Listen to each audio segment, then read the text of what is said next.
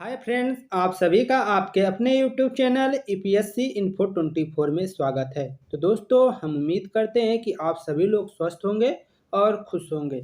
Friends, ये जो video है ये पीजीटी नागरिक शास्त्र का भाग 29 है। तो अगर आप टीजीटी, पीजीटी और एलटी ग्रेड की तैयारी कर रहे हैं तो ये वीडियो आपके लिए है। स्टार्ट करते हैं आज का पहला क्वेश्चन।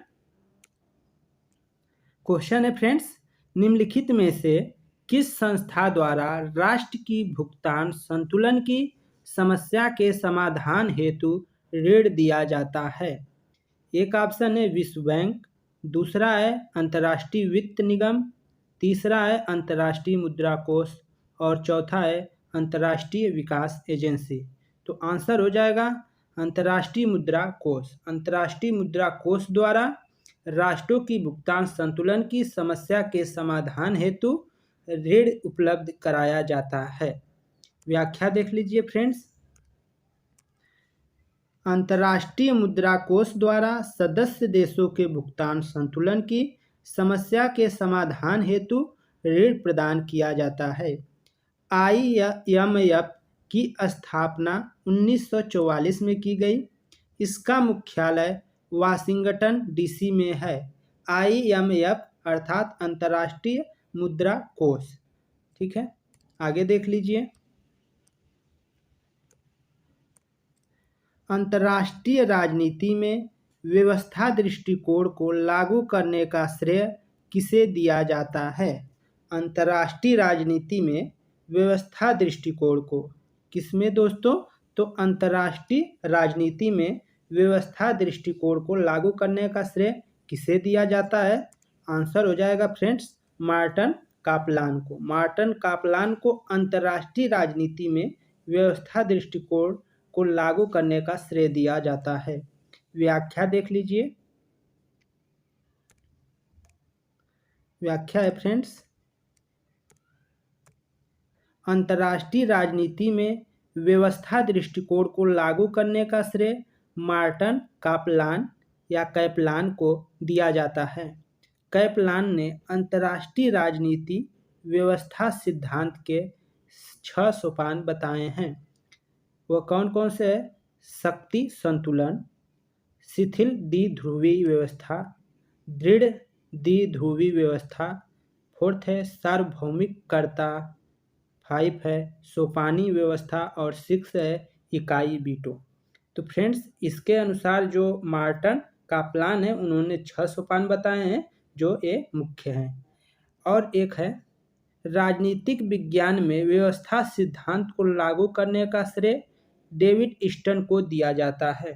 यहाँ पे ध्यान देने वाली बात है फ्रेंड कि इसमें अंतर्राष्ट्रीय व्यवस्था, जो अंतर्राष्ट्रीय राजनीति में व्यवस्था दृष्टिकोण को लागू करने का श्रेय मार्टन को दिया जाता है अंतर्राष्ट्रीय राजनीति में, और यहाँ पे राजनीतिक जो है विज्ञान में व्यवस्था सिद्धांत को लागू करने का श्रेय जो है डेविड ईस्टन को दिया जाता है। तो दोनों चीज़ें थोड़ी सी अलग है, इस पे ध्यान देंगे। जबकि आमंड ने इसका वृहद विश्लेषण किया है। आगे देखिए, अंतर्राष्ट्रीय राजनीति के अध्ययन के लिए किसने निर्णय निर्माण सिद्धांत को लागू किया? अंतर्राष्ट्रीय राजनीति के अध्ययन में किसने निर्णय निर्माण सिद्धांत को लागू किया? तो आंसर हो जाएगा फ्रेंड्स रिचर्ड स्नाइडर ने। रिचर्ड स्नाइडर ने क्या किया कि अंतर्राष्ट्रीय के अध्ययन के लिए निर्णय निर्माण सिद्धांत को लागू किया। व्याख्या देखिए फ्रेंड्स, अंतर्राष्ट्रीय राजनीति के अध्ययन के लिए निर्णय निर्माण का सिद्धांत लागू करने का श्रेय रिचर्ड स्नाइडर को दिया जाता है।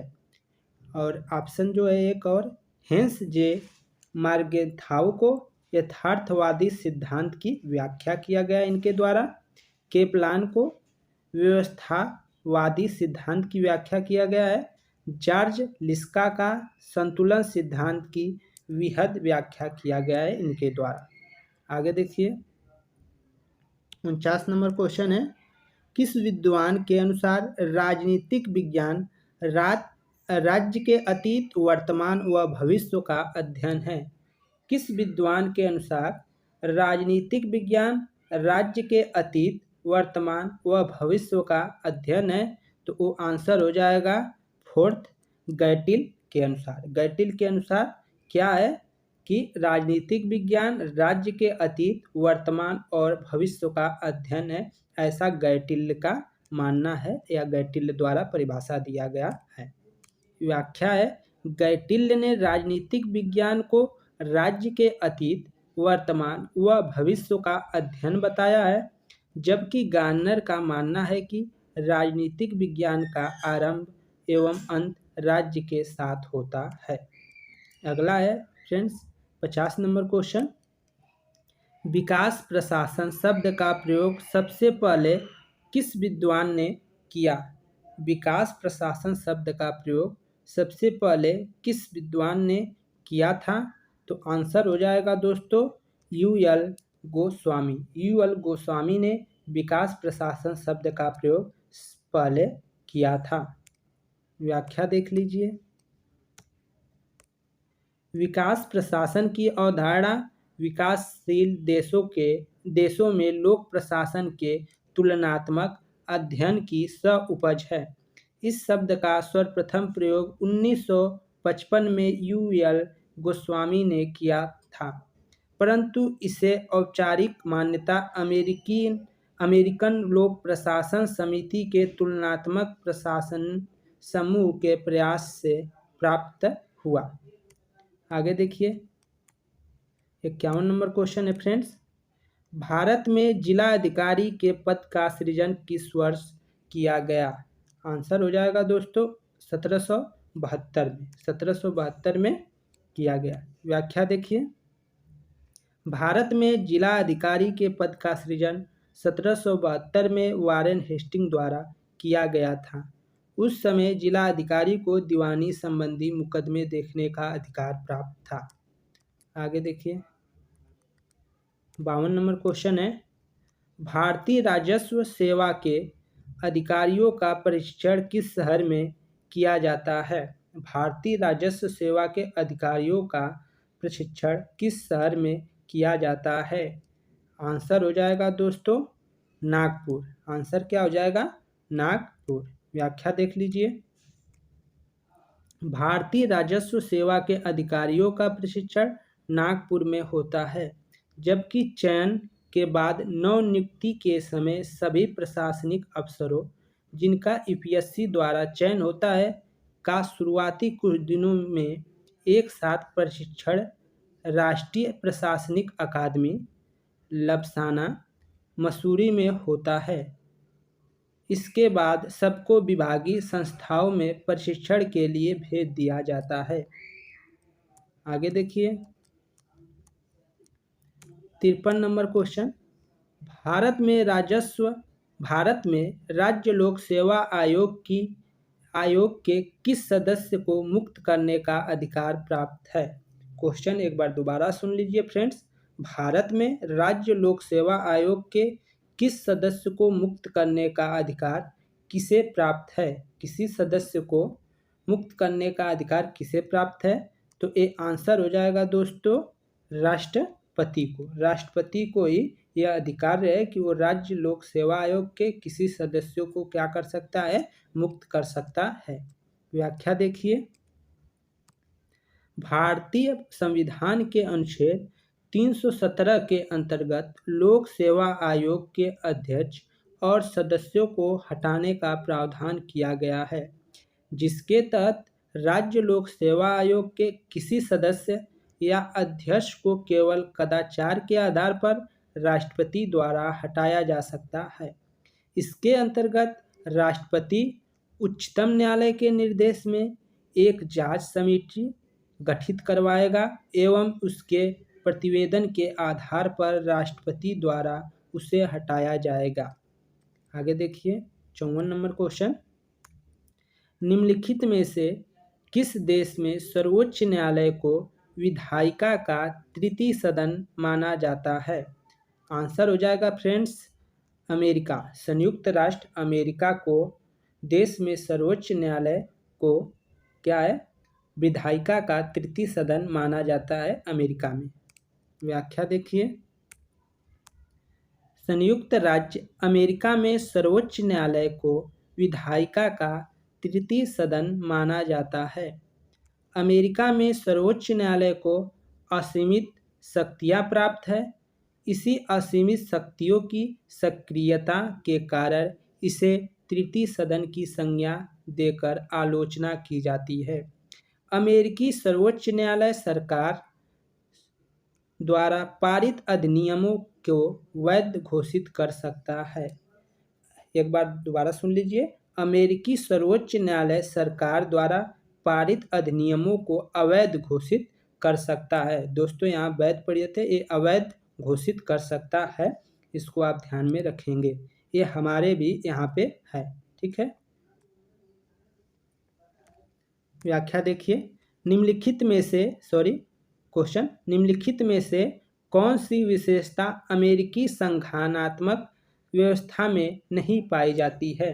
निम्नलिखित में कौन सी विशेषता अमेरिकी संघातात्मक व्यवस्था में नहीं पाई जाती है? ऑप्शन एक है दोहरी नागरिकता, एकीकृत न्यायपालिका, सीनेट में राज्यों का समान प्रतिनिधित्व, फोर्थ है अक्षुण्ण राज्यों का अक्षुण्ण संघ। तो आंसर हो जाएगा दोस्तों एकीकृत न्यायपालिका। एकीकृत न्यायपालिका व्याख्या देखिए। अमेरिकी संघात्मक व्यवस्था में एकीकृत न्यायपालिका अमेरिका की विशेषता नहीं है।